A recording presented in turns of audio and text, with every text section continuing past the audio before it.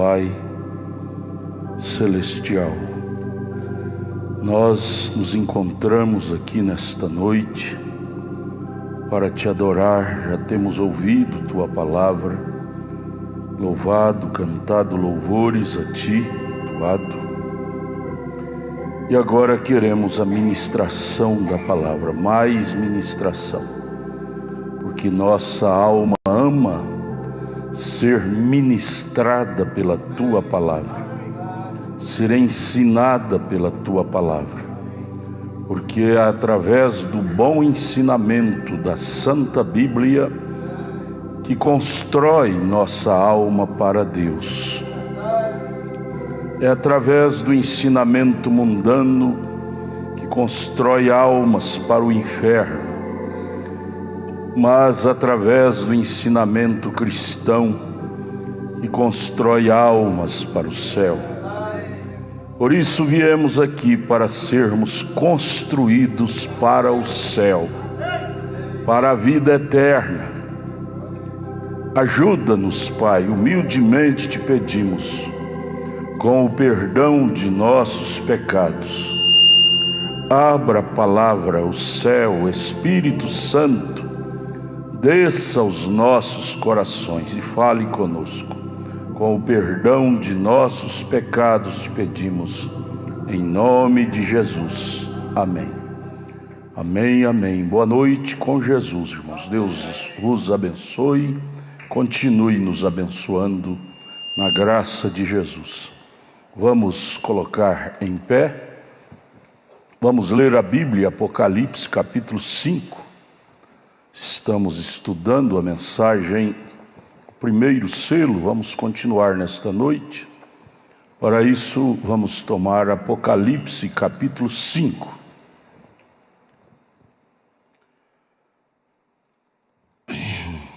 O livro selado com 7 selos, somente o Cordeiro, que é Cristo, né, é digno de abri-lo.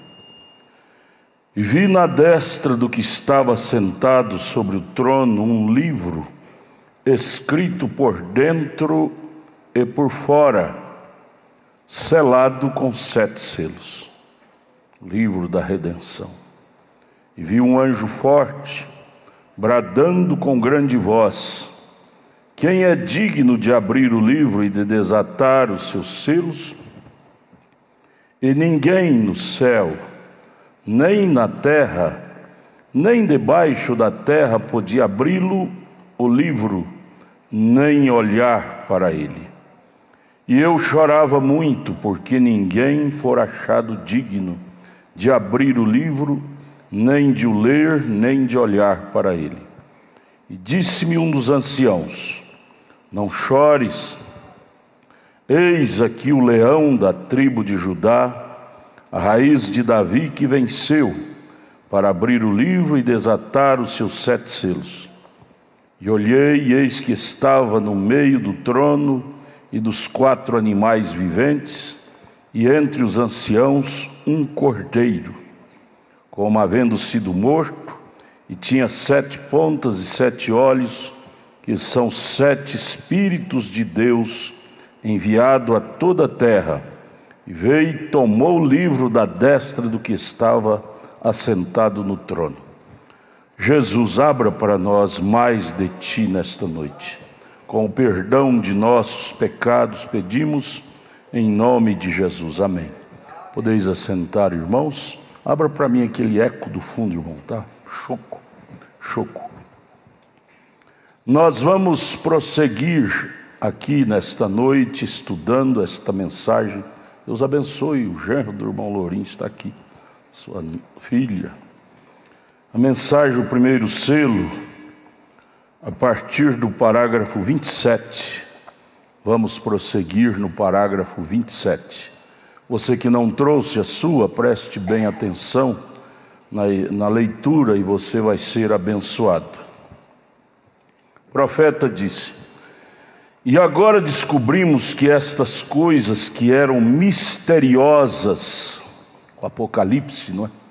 É um livro muito misterioso, eram misteriosas nos dias passados. Me dê som no meu retorno, irmão. Você tem que pegar sua tabletinha e ficar aqui, irmão. Devem ser abertas para nós nestes últimos dias. Oh, meus amados irmãos, estava fechado toda a Bíblia, até que Apocalipse capítulo 10, versículo 7, entrou no cenário da história, que fala de Apocalipse 10, 7, um profeta. Sétimo anjo de Apocalipse capítulo 10, versículo 7. Isto não tem valor que possa pagar esta sublime graça de Deus, que desceu aos céus para abrir o livro da nossa redenção. Ninguém, acabamos de ler Apocalipse 5, ninguém podia fazer isto. Ninguém.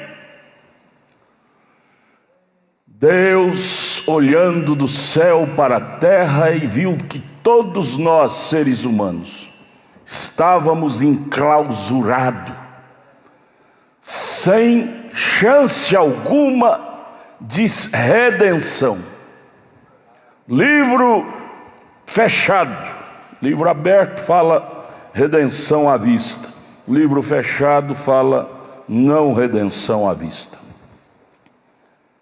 Ele precisava de uma posição, de um posicionamento para conosco, seres humanos. E isto moveu o coração dele. E diz a Bíblia que ele nos amou. Ele nos amou e propôs em si mesmo de se tornar carne, de se tornar humano e vir sangrar na cruz pelos humanos que somos nós.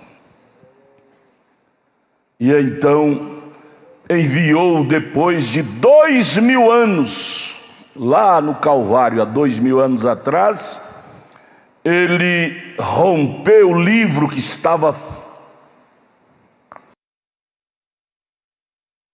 trancado com 7 selos. Porém, não foi revelado, porque para revelar precisa de profeta, ofício profético.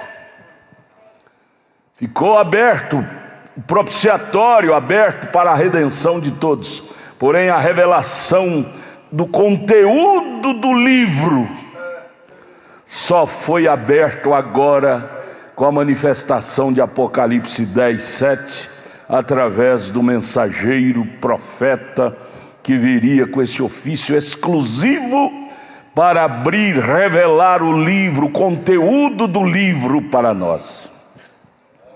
E agora, amados irmãos, nós, nesta última era, no final da última era, termos esse gracioso privilégio de conhecer o conteúdo do livro. Gente, isso não é pouca coisa não, minha gente. Isso é motivo de pular, de gritar, de regozijar. Conhecer gentes leigas como nós. Conhecer a história verdadeira do plano da redenção de Deus. Gente, isso deveria nos emocionar 24 horas por dia. Eu era um perdido, cego, sem visão espiritual. Deus desceu dos céus e me deu visão espiritual para compreender o plano da redenção, para entender o livro. Quantas pessoas, meus amados, melhor do que nós, em todos os sentidos, estão com os olhos vedados e não entende o significado, o conteúdo do livro. Quantas? Eles não têm profeta. Quem não tem olhos de águia, quer dizer profético, não dão conta de ver. E agora nós, um povo simples, leigos, Deus se agraceia de descer e mostrar para nós, vírgula por vírgula, vírgula por vírgula, o conteúdo, o significado, desde a queda lá de Gênesis 3, desde a queda de Gênesis 3, até agora no Apocalipse, que é um livro complexo para a mente carnal, porém o próprio Cordeiro agora, através do ministério profético, desvendou o Apocalipse para nós. Oh, amados, que privilégio! Não há mais segredo, não há mais mistério para a noiva, para a igreja eleita. A Bíblia não é mais segredo, o livro não é mais segredo. Ela foi revelada, foi aberta. Onde você abre a Bíblia hoje, você entende o que isto quer falar com você. Ela fala conosco quando a gente abre ela. Não é mais um livro de símbolos, simplesmente símbolos. O sétimo anjo veio nos mostrando o que significa esses símbolos, esses tipos, estas metáforas. O sétimo anjo veio nos mostrando o significado de tudo isto, de tal forma que nós podemos fechar ela e abrir. Onde abre, você entende o que ela quer falar. Tudo no livro fala do plano da redenção. Onde você abre o livro, trata-se do plano da nossa redenção. Meus irmãos amados, deveríamos ser um povo mais rejubilantes da vida. Ninguém, gente, ninguém na terra tem o privilégio que nós temos. Que eu fiz para merecer isso? Que você fez? Nada. E no entanto Deus se agraciou de abrir nossos olhos para conhecer quem é Deus, conhecer que hora estamos vivendo, em que tempo estamos vivendo, conhecer que Ele enviou um profeta, conhecer o nome dEle, como se batizar corretamente para entrar no céu. Ou seja, Ele nos mostrou o caminho das pedrinhas, cada pedrinha, cada passo. Nós não somos leigos espiritual, nós somos um povo doutos espiritualmente.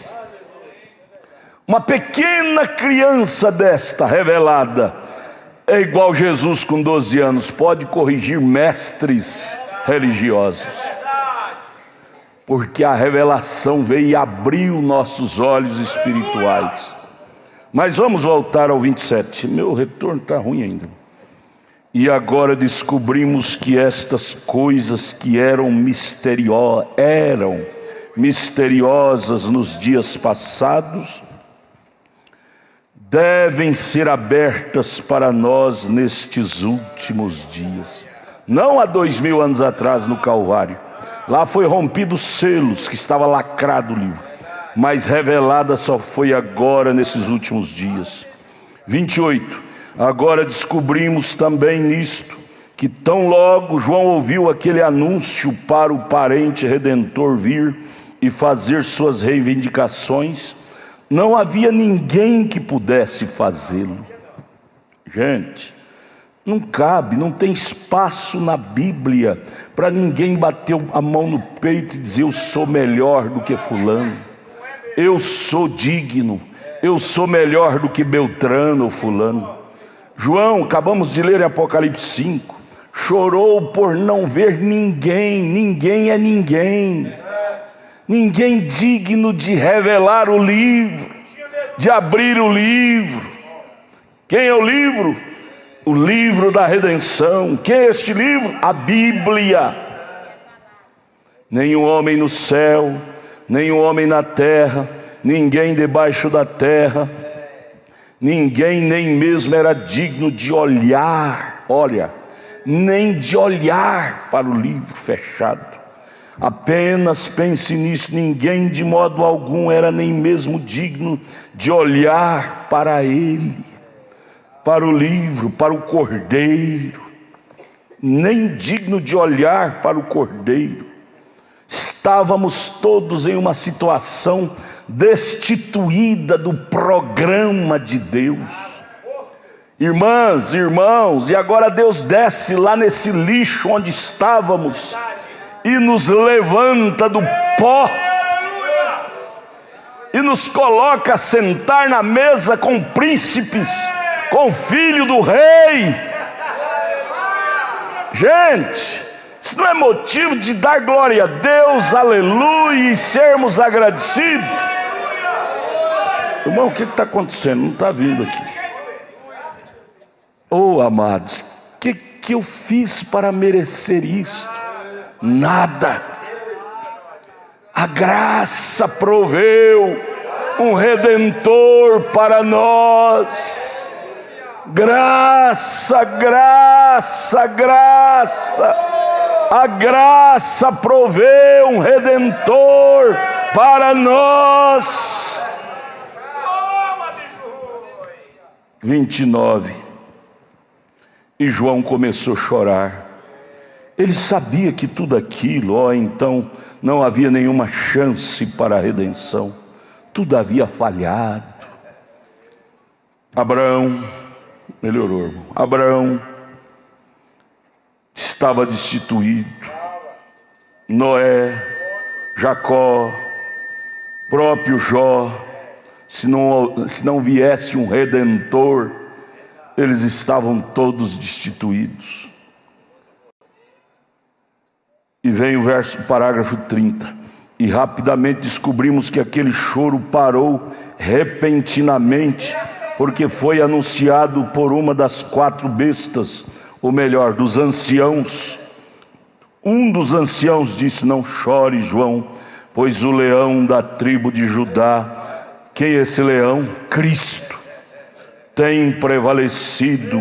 Em outras palavras, venceu e conquistou. Irmão, nunca tente querer vencer o diabo pela sua habilidade. Você vai perder. Você vai perder. Esconda-te em Cristo. Cristo vence por ti. O leão, ele veio como leão da tribo de Judá, rasgando o caminho da abertura para nós, a igreja, ir atrás dele. Quem vence não é nós, é ele. Quem vence nossas lutas do dia a dia não somos nós, é ele. Todo mérito é dele. 31. João se voltou, ele viu um cordeiro saindo. A voz disse que era leão, mas quando ele olhou, ele viu um cordeiro imolado, sangrento. Ele devia estar sangrando e cortado e ferido. Ele havia sido imolado, disse que um cordeiro que havia sido morto, e naturalmente ele continuava sangrando. E ai de nós se ele não sangrasse, porque está escrito em Hebreus 9, 23, que sem derramamento de sangue não há remissão de pecado. Foi por causa daquele sangue de Emanuel, que é o próprio Deus, é que eu consigo dar cada passo da minha vida hoje. É por causa daquele sangue do Cordeiro.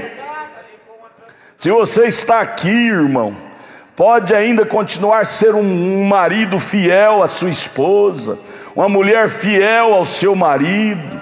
Se você consegue ser uma pessoa cristã lá no trabalho, na rua, na escola, na faculdade, não é porque você é melhor do que os outros, não.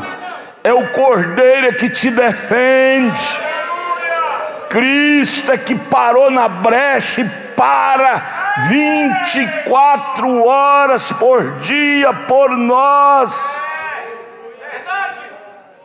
Nós de nós mesmos somos molengas. O bravo é Deus.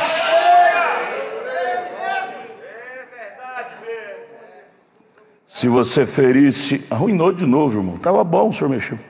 Se você ferisse um cordeiro e o matasse da maneira que aquele cordeiro de todos os modos foi, ele foi retalhado aos pedaços em uma cruz, lanças do seu lado e cravos em suas mãos e pés, espinhos sobre a sua testa.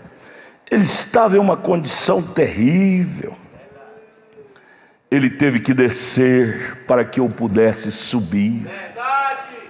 Ele teve que se tornar humano para fazer de nós celestiais. Ele teve que se fazer pecado para fazer de nós salvos. Condição terrível. E este cordeiro veio e foi até aquele que estava sentado sobre o trono, o Pai, não é? Porque o livro voltou para a mão do dono original, que é Deus. Cordeiro ensanguentado foi lá, que segurava o completo título de propriedade da redenção, e o Cordeiro foi e tirou o livro da mão daquele que estava sentado sobre o trono, e o tomou, e abriu os selos e abriu o livro. Tudo isto, irmãos, ele fez pensando em mim, pensando em você. Ele não fez nada pensando em si mesmo. Ele não precisava disso. Ele já era Deus. Ele não desceu da glória para fazer um espetáculo público, para se tornar famoso. Ele já era famoso, ele é o Criador. Ele não precisa desses elogios. Mas ele fez todo esse trabalho preocupados conosco. Irmão, irmãs, e nós às vezes não preocupamos com o que os escritos dele. Ele se preocupou tanto conosco, se preocupou tanto, os céus ficou parado lá, para ele descer, se tornar carne e sangrar por nós. Os céus se preocuparam, os anjos pararam naquela hora, escureceu tudo, na hora sangrenta. Deus, me ajuda a andar mais preocupado com os teus ensinamentos. Ele deixou um legado para nós de ensinamento, gente, tão lindo, tão precioso, que eu seria um grande estúpido em trair isto, em pisar nisto, em desonrar isto. Eu seria um selvagem.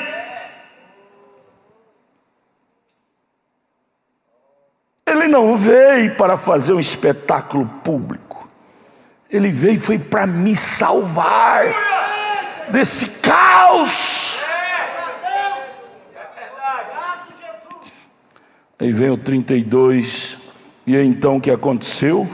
Nós descobrimos que isso deve ter sido uma grande coisa. Aconteceu no céu, foi. Os céus pararam. Naquele acontecimento, os céus pararam. O sol parou de brilhar, as estrelas esconderam o seu brilho, a lua escondeu o seu brilho. Aquilo era um espetáculo, era um mero malabarismo? Não. foi o maior acontecimento. Eles dizem 7 maravilhas há no mundo. Gente, pode somar 7 vezes 7 que não dá nem um terço dessa maior maravilha, que foi Deus descer e se fazer carne para poder abrir o livro da nossa redenção. Veja, houve uma paralisação.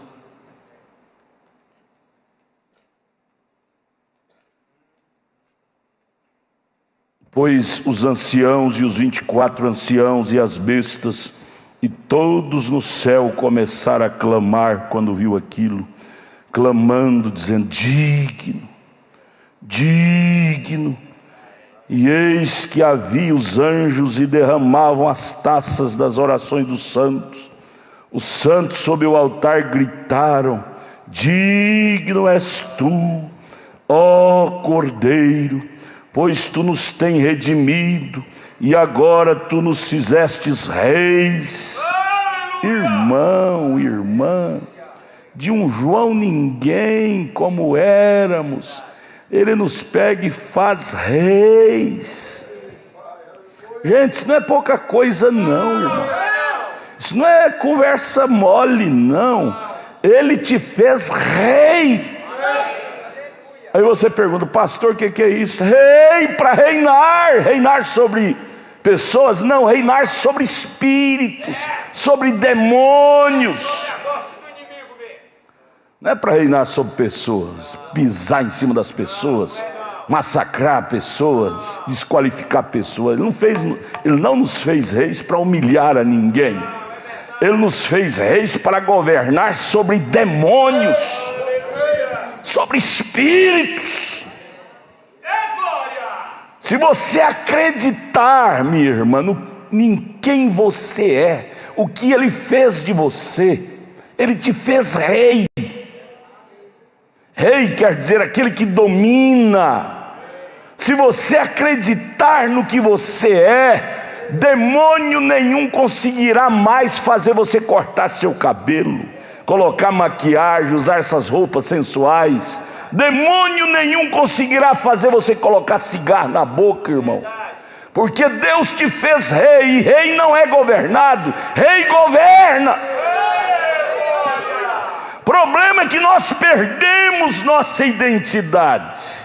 Esquecemos para que fomos feitos, o que somos. Somos rei. O diabinho chega e diz: não, você pode fazer isso. Você diz: eu posso? Eu sou rei sobre você, diabo. Não é você que vai reinar sobre mim, não, me mandar, me delegar. É eu que delego sobre você. Saia do meu caminho. Eu acho lindo o comportamento do pregador William Branham.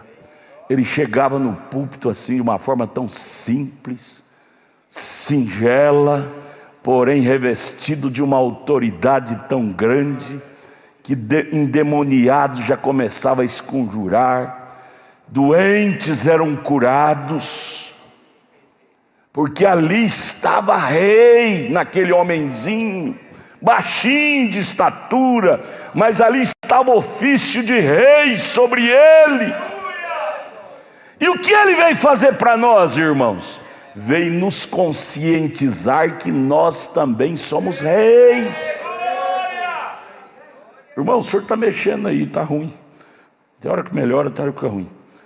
Veja, nos fez reis e sacerdotes, e nós governaremos. Preste atenção das palavras, gente. Por que sempre temos que ser governados? Qualquer pecadinho que bate na nossa porta já é suficiente para nos governar. O que é isso? Quando Ele nos fez governantes, a falta está em Deus ou está em nós? Ele nos fez de um jeito e nós estamos executando outro papel. Ele nos fez para exercer um papel de rei, nós exercemos um papel de escravos. da carne, das concupiscências, do pecado. Qualquer pecadinho que bate na nossa porta, nós estamos cedendo. Quando Deus, na sua mente eterna, nos constituiu para ser rei. E rei é quem manda, é quem governa. Rei não é quem é governado. Acima, olha, presta atenção nisso. Acima do rei não tem ninguém, nenhum poder acima dele. O poder dele é soberano, ele faz o que quer. Não tem letra em lugar nenhum que anula um edital de um rei. Não tem congresso, não tem parlamento que passa por cima da palavra de um rei, ela não volta atrás. Ela é a palavra máxima de uma nação que tem esse sistema de rei. E Deus nos fez para exercer esse papel. Agora lembre-se, não é para ser rei sobre pessoas, pisar, massacrar, humilhar, não. Rei sobre espíritos, doenças. Chega e diz: eu sou a doença fulana. Você diz: não, você é a doença, mas eu tenho o ofício de rei. Rei manda, saia daí, vá embora desse corpo. Requerer, rei é aquele que requer com autoridade máxima. Não há uma autoridade maior do que a de rei. E Deus, está escrito em Apocalipse, o profeta comentando, Ele nos fez reis e sacerdotes, e nós governaremos a terra. Agora vamos prestar bem atenção nisso, está no verbo futuro, governaremos. Até quando isso vai ficar no verbo futuro, hein? Será que tem que ser no novo céu e nova terra? Então a oração do Pai Nosso nós temos que rasgar e jogar fora. Ele diz: assim no céu como na terra, assim na terra como no céu. Tem parte da Bíblia que nós vamos ter que rasgar e jogar fora. Nós ficamos impondo com a barriga que esse ofício de rei nós vamos ter só depois que for para lá. Será que do lado de cá nós não podemos provar disto? O irmão Branda provou, Josué provou, falou e o sol parou. Temos tantos flashes na Bíblia de homens como eu, como você, mulheres, que usaram este ofício de rei. Palavra máxima. Sabe por quê, irmão? Se nós não parar para analisar essas pequenas colocações, o diabo passa a conversa em nós. O diabo é muito sabido, sagaz. Ele disse: não, você é um pecador, tá vendo? Você errou ali, você errou aqui. Você diz para ele: Satanás, eu errei fisicamente, mas a minha fé não tem erro. O meu ofício real está dentro de mim. Eu não vou te expulsar no nome da minha carne, eu vou te expulsar no nome de Jesus Cristo. Porque o diabo quer jogar na nossa carne a nossa ineficiência exterior, nosso físico. Mas não é no meu nome, não é no seu nome que você vai reinar, não. É no nome dEle. A igreja reina é no nome do Criador, é do Senhor Jesus Cristo.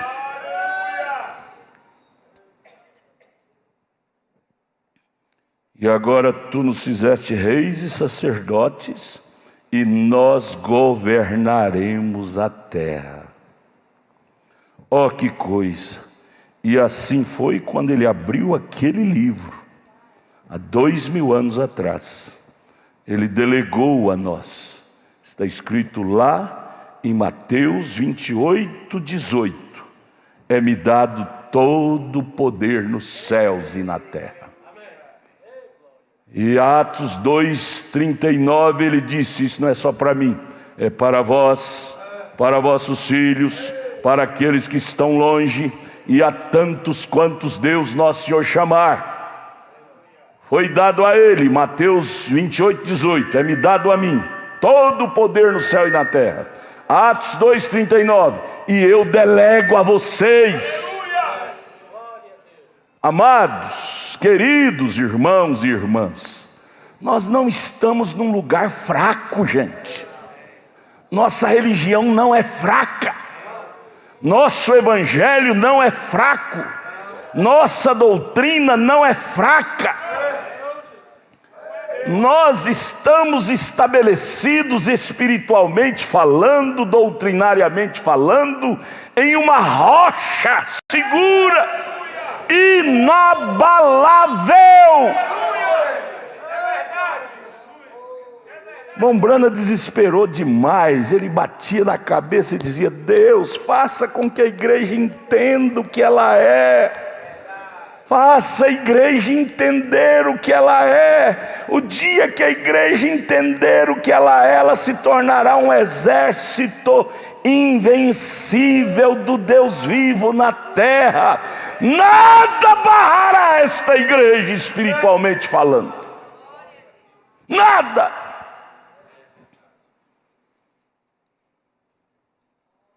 Aqueles personagens da Bíblia que realmente entenderam sua identidade foram heróis. Você lembra de Jó? Jó, nada abalou a fé dele. Você leia lá em Jó capítulo 1. Vamos dar só uma olhadinha só para você ver. Jó capítulo 1, depois você segura esse parágrafo aí, Samuel, irmão Samuel, para mim. Vamos lá, Jó 1. Eu estava lendo esses dias no culto doméstico com a minha esposa. Nós estamos lendo novamente a Bíblia, estamos em Jó. E outro dia desses aí nós lemos o capítulo 2 de Jó. Jó capítulo 2. E vindo outro dia em que os filhos de Deus vieram apresentar-se perante o Senhor, veio também Satanás entre eles apresentar-se perante o Senhor. Satanás chega. O jeitinho que o Espírito Santo chega, Satanás também chega. Ele é oportunista. Chega para pegar a oportunidade em minha vida, em sua vida, para inserir, usar alguém, que ele como espírito, ele não pode fazer coisa por si mesmo, ele tem que usar alguém. Usar alguém para ele inserir o veneno dele em nós. Verso 2: Então o Senhor disse a Satanás: De onde vens? Respondeu Satanás ao Senhor e disse: De rodear a terra e passear por ela. Ele é um andarilho. Satanás é um bisbilhoteiro. Ele rodeia a terra entre pessoas para descobrir vasos que ele possa usar e fazer daquilo canal para ele inserir veneno maléfico para ferir a semente de Deus. Eu sou andarilho, Satanás dizendo para Deus. Verso 3: E disse o Senhor a Satanás: Nessas andanças tua, observaste o meu servo Jó lá na terra? Porque ninguém, amém, há na terra semelhante a ele, homem sincero. Irmãos, nós temos que buscar essas qualidades. Senhor, me dê sinceridade espiritual. Porque muitas vezes o diabo é cruel. Ele quer nos dar uma sinceridade hipócrita, fazer de nós aquele justo de colarinho abotoado. Isso não existe, gente, não existe. Todo homem humano, ele tem seus arranhões. Você tem que ter sinceridade espiritual. Dizer: Satanás, eu não estou batalhando no nome do homem de fora, eu estou batalhando no nome do homem de dentro. Isso é sinceridade. O problema é nós que queremos ganhar a batalha com a coisa de fora. Você vai perder todas elas. Ninguém há na terra semelhante a ele, homem sincero e reto, temente a Deus e desviando-se do mal, e que ainda retém sua sinceridade, havendo-me tu incitado contra ele para o consumir sem causa. Veja, se você lesse o verso 1, você vai ver o que Deus está dizendo para Satanás. Satanás incitou a Deus levantar contra Jó.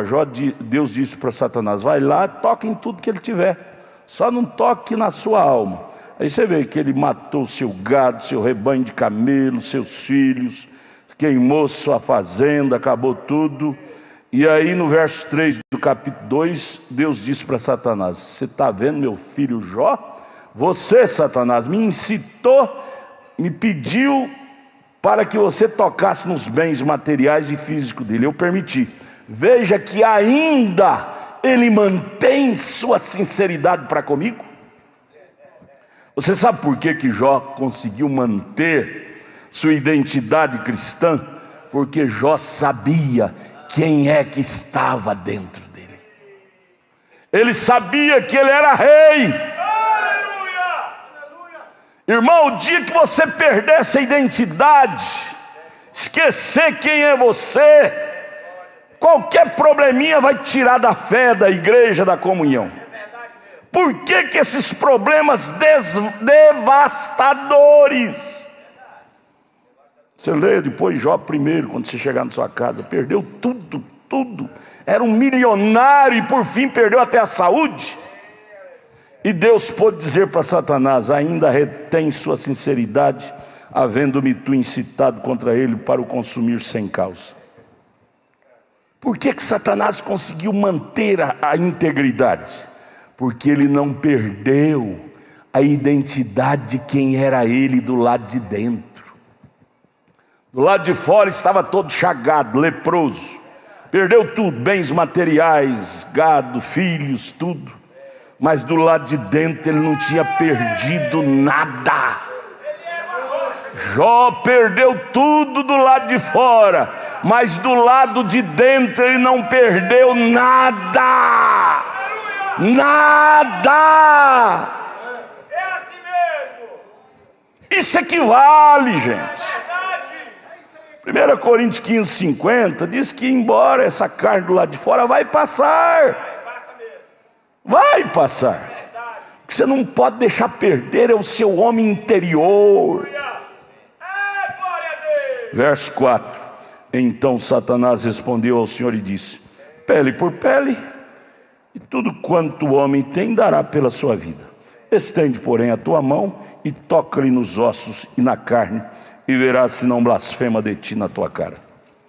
Aí foi quando Deus liberou para ele tocar na saúde de Jó. Verso 6, e disse o Senhor a Satanás: eis que está na tua mão, poupa porém sua vida. Vida nesse caso é a alma, né? Então saiu Satanás da presença do Senhor e feriu a Jó de uma chaga maligna, desde a planta do pé até o alto da cabeça. Satanás foi desenvolver o papel dele. Irmãos amados, é papel do diabo tocar em nós. Não seja menininho, inocentinho, mamador de chupeta, que qualquer coisa, meu irmão fulano pisou no meu dedão, a irmã falou de mim. Isso é menino mamador de mamadeira. É ministério do diabo tocar na moral, na carne do Filho de Deus. E ele usa pessoas. Satanás saiu da presença do Senhor, verso 7, para trabalhar. Satanás é trabalhador. E o trabalho dele é desfigurar o que Deus figurou, desfazer o que Deus fez. Não seja inocente, minha irmã, em pensar que o diabo é mansinho. Ele não é mansinho, não. Verso 8, e Jó, tomando um pedaço de telha para raspar com ele as feridas, assentou-se no meio da cinza.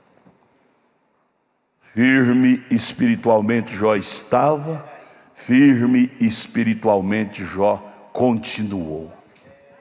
Você não vê que ele assentou para difamar de Deus, sentou para tirar aquelas carnes podres que as chagas estavam comendo dele, tirar com a caco de telha. Sentou na cinza, porque o único lugar que sobrou para ele foi jogado lá nos fundos do quintal, misturado com as cinzas. O grande homem que outrora, enquanto andava, os sábios, fazia continência, levantava e fazia reverência enquanto ele passava. e agora ele ter que andar pelas ruas, todos meneavam a cabeça, até as crianças sorriam dele. Mas nem por isto abalou a fé de Jó. Sabe o que aconteceu? O diabo pediu liberação para Deus para tocar em Jó, não foi? Sabe a quem é que o diabo ousou? Primeiro ele usou tocar na saúde de Jó. Primeiro tocou nos bens materiais, no capítulo 1. No capítulo 2 tocou agora na saúde de Jó. E agora em terceiro lugar, no verso 9, o diabo usa a esposa, a pessoa mais próxima de Jó. Usa a esposa, ele pega a esposa de Jó, que não era uma crente que vivia véu adentro, para entender a fase presente do ministério de Jó, usa a esposa de Jó para apedrejar a Jó. Você sabia que a pedrada mais doída é da pessoa que está mais próxima de você? Dói mais. Mas Deus não poupou, ele disse, pode pegar quem que você quiser. E agora Jó, no verso 9, então sua mulher lhe disse, ainda retens a tua sinceridade? Continua ainda crente? Depois dessa turbulência toda, Jó, você ainda vai continuar sustentando esse Deus, dizendo que ele é misericordioso? Amaldiçoa-o a Deus e morre. Jó podia dizer, mulher, para de ser carnal, se olha só para o lado material das coisas.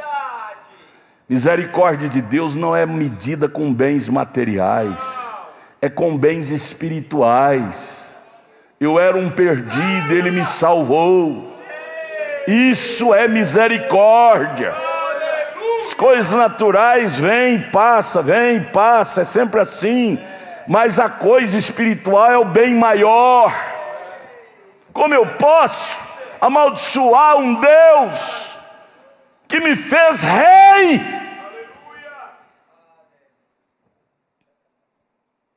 Veja, o diabo usou a esposa de Jó para disseminar palavras ferinas.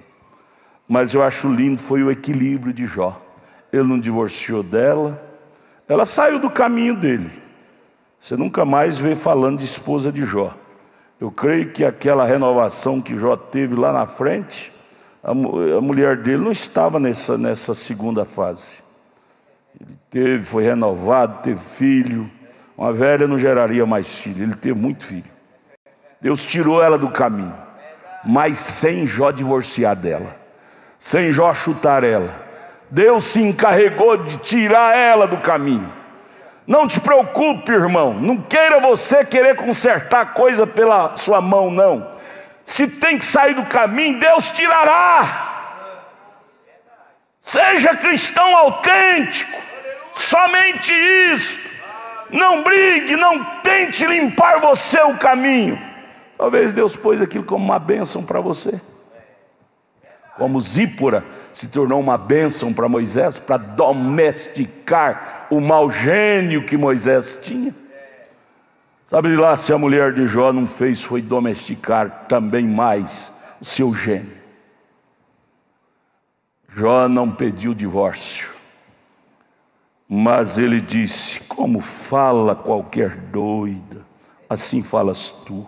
Ele não chamou ela de doida, não. Nós, qualquer coisinha, estamos chamando, está doido?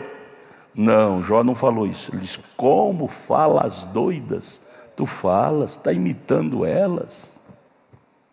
Receberemos o bem de Deus e não receberíamos o mal? Em tudo isto, não pecou Jó com os seus lábios. Ele mostrou que ele não tinha perdido sua identidade de rei.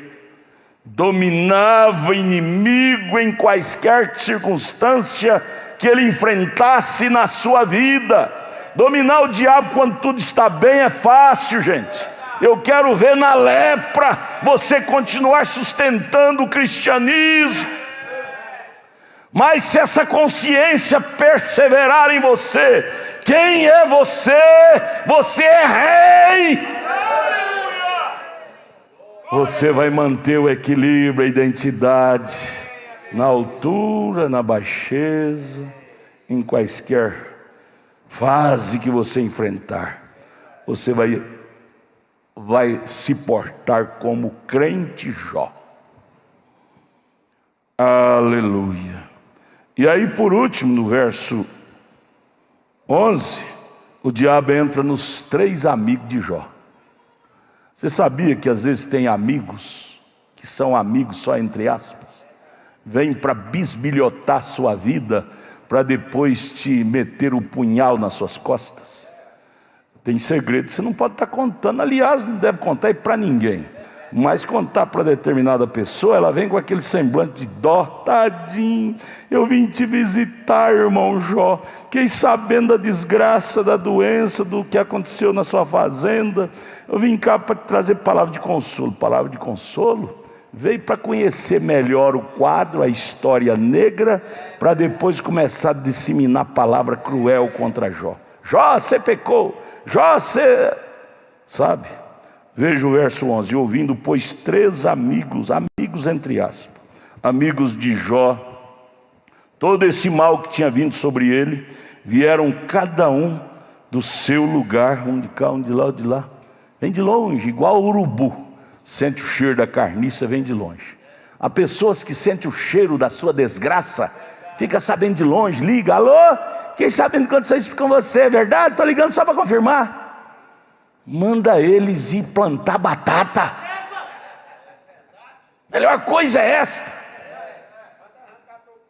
Vieram cada um do seu lugar. Ele faz o tenamita, Bildade o suíta, Zofar o naamatita, e consertaram, quer dizer, se trataram, se combinaram, juntamente virem condoer-se dele e consolá-lo. Gente, eu não preciso dessas palavras de condolência, não. E nem você. Fases da vida que Deus permite você passar, Sumos Consolador, não precisamos não. Jesus é o meu consolo. Esse tipo de visita, condolência, que vem só para acabar de te matar.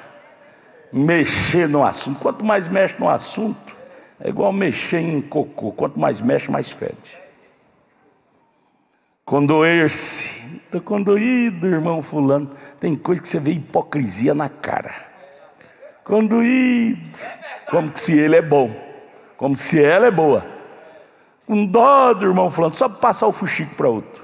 Você ficou sabendo o problema da irmã fulano? Estou com tanta dó dela só para passar o fuxico. Espírito capetado que é esse espírito. Nunca morreu, é vivo até hoje.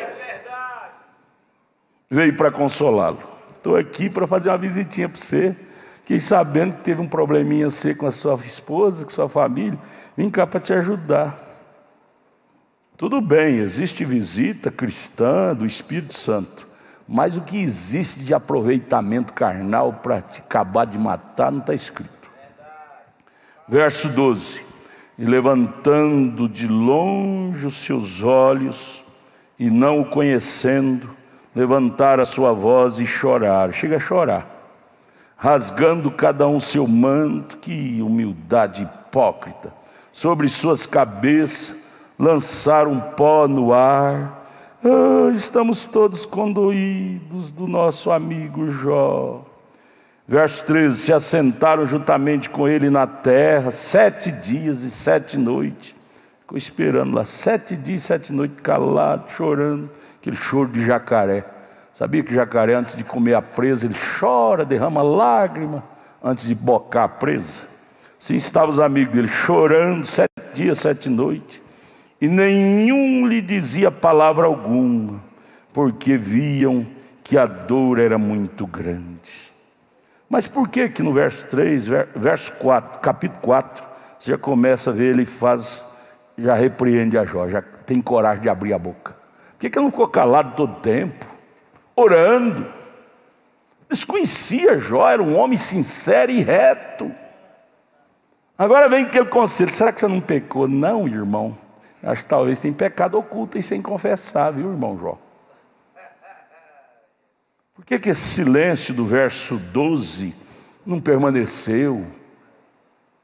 Tudo bem, então, já que veio para ajudar, fica lá ao lado, chorando. Mas não fala nada não, diz a Lia. Fica calado, irmãozinho. Fala nada não, irmãozinho. Irmãos, nós não precisamos de certas palavras de consolo. Nossas lutas, o irmão Brana disse, nós estávamos predestinados para passar por elas. Um certo irmão chegou para o profeta, lá na mensagem, a palavra falada, a semente original, parágrafo 192, irmão Brana conta. Um certo irmão chegou para o irmão Brana e disse, irmão Brana, eu preciso falar contigo. Era um irmão desses fuxiqueiro, gosta de preocupar com a vida alheia. Todo mundo preocupa com a vida alheia, pode ver que a vida dele está mais suja do que a do outro. Quase todos, né?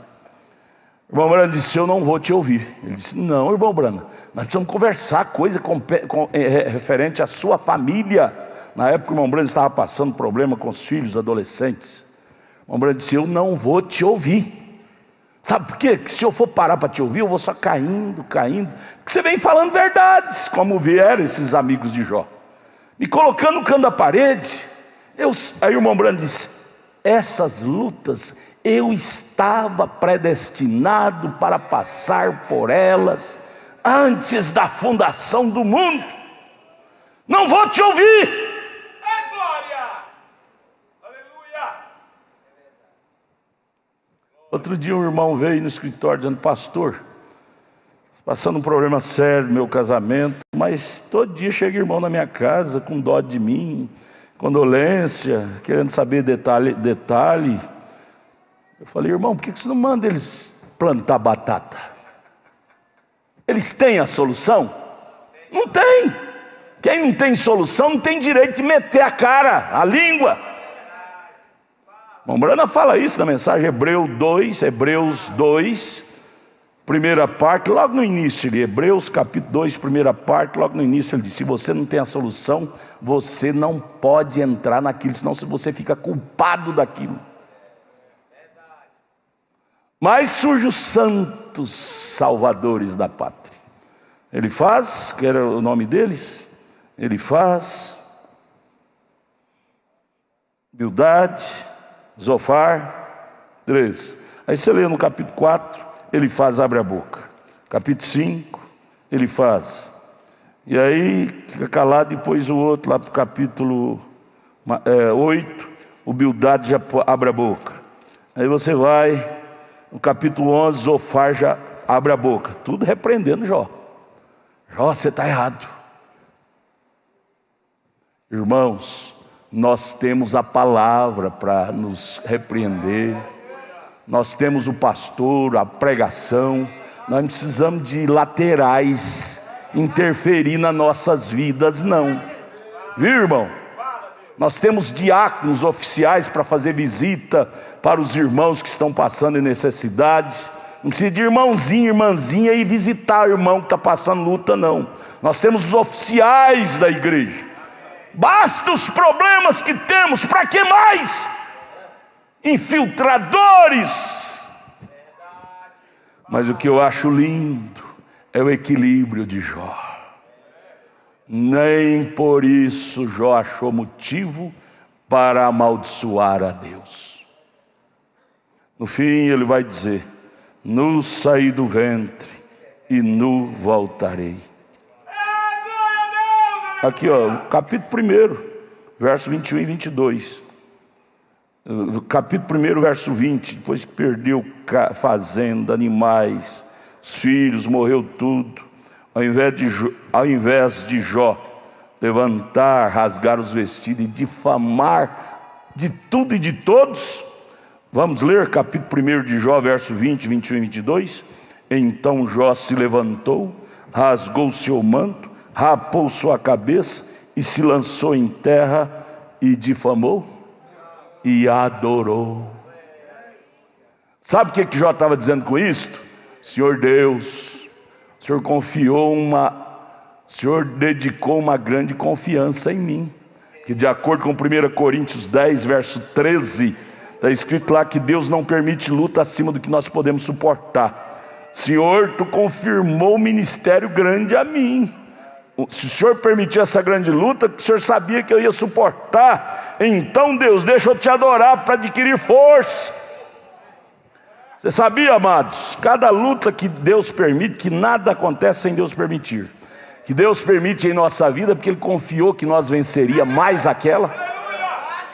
1 Coríntios 10, 13, Ele não permite luta, prova acima do que podemos suportar. A Bíblia diz.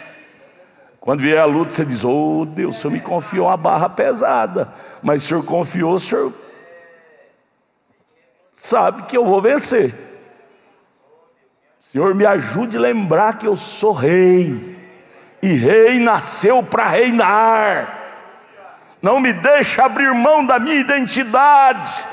Nasci para reinar. Então eu creio que Jó lá, rapado a cabeça, caído no chão, ele orou assim: Senhor, me ajude a conservar a minha identidade. Verso 21, e disse, aí ele virou para os demônios, a capetada que estava ali, a própria esposa dele que já estava em cima do muro. Ele virou no verso 21 e disse: nu saí do ventre de minha mãe, e nu tornarei para lá. O Senhor o deu, o Senhor o tomou. Bendito seja o nome do Senhor. Bendito, não maldito. Bendito. Você pode dizer isto? Nu saí do ventre de minha mãe, nu a tornarei para lá. O Senhor o deu, o Senhor o tomou. Diga: bendito seja o nome do Senhor. Verso 22. Em tudo isto Jó não pecou, nem atribuiu a Deus falta alguma. A falta não está em Deus, a falta está em nós, de não entender que Deus simplesmente está mostrando para o diabo que ele tem filhos fortes na terra. Ele permite as lutas vir sobre nós para mostrar para Satanás que ele, Deus, tem filhos fortes na terra. Diga: ó fraco, sou forte. Diga: ó fraco, sou forte. Deus permite lutas vir sobre seus filhos para mostrar para Satanás que ele tem filhos fortes na terra. Ele tem guerreiro mesmo. Reis, rainhas. Nós paramos onde, irmão Samuel? 33, nós vamos prosseguir, né? Sexta-feira que vem, presta sua caneta aí, esqueci a minha. Esqueci de... Sexta-feira que vem nós prosseguimos no 33. Mas é isso, irmãos. Para que as lutas? Para mostrar para Satanás que tem reis na terra, que vence com grandeza de rei, não com pequenez de covarde. Grandeza de rei. O covarde acha em todos os obstáculos motivo para parar. O vencedor acha em cada obstáculo motivo para continuar. Você honra a sua origem, a sua feitura. Deus nos fez reis. Reis. Rei é quem governa, e não é para governar pessoas, pisotear sobre pessoa, massacrar moral, vida de pessoa. Não, isso é um rei covarde. Rei é para governar espíritos, demônios, forças das trevas. Chega até você e freia, como o gadareno freou diante do rei Jesus. Que temos nós contigo, Jesus, Filho de Deus Altíssimo? Freou sua carreta. O jeitinho que o diabo respeitava Jesus, ele respeita filhos de Deus hoje. Vamos ficar de pé, irmão Samuel. Você quer glorificar a Deus? Glorifique a Ele. Diga glória a Deus, aleluia, Senhor, por todas as bênçãos que o Senhor tem nos dado. Nós damos graças a Ti, Senhor, por esta palavra, Pai, que traz a nós a verdadeira identidade de filhos, de reis, de sacerdotes, Pai. Deus, que nós possamos, ó Pai, assumir o nosso papel, Senhor, assumir a nossa identidade, para que nós possamos, ó Deus, estar acima, Pai, acima das adversidades, Senhor. Não ficar olhando para baixo, ficar olhando para as tentações, Pai, e exaltar o inimigo, mas que nós possamos olhar para aquele que é maior, aquele que está em nós é maior, aquele que nos comissionou para estarmos aqui é maior, Pai. E é por isto, ó Deus, que nós te agradecemos nesta noite, Pai, por tudo que o Senhor tem nos dado, pelas bênçãos, Pai, pelas libertações, Senhor, pelas curas que o Senhor tem trazido nesta noite, para os nossos corpos, para as nossas almas, Pai. Ó Deus, como isto foi maravilhoso, Senhor. Pedimos a Ti, ó Deus, leva-nos em paz, Senhor, agora, aos nossos lares, Senhor, sobre a unção deste culto, Senhor, para que possamos remoer isto nesta noite, amanhã durante o dia, Pai, e que possamos nos encontrar novamente, Pai, para Te adorar no próximo culto, Senhor. Assim nós Te pedimos e Te agradecemos, ó Deus, no nome do Senhor Jesus Cristo. Amém, Jesus. Amém, Senhor.